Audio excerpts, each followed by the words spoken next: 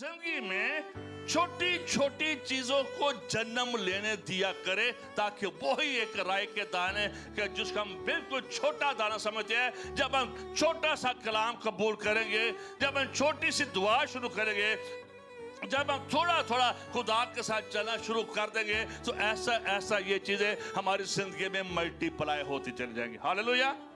इसलिए take start, अपनी जिंदगी में स्टेप ले।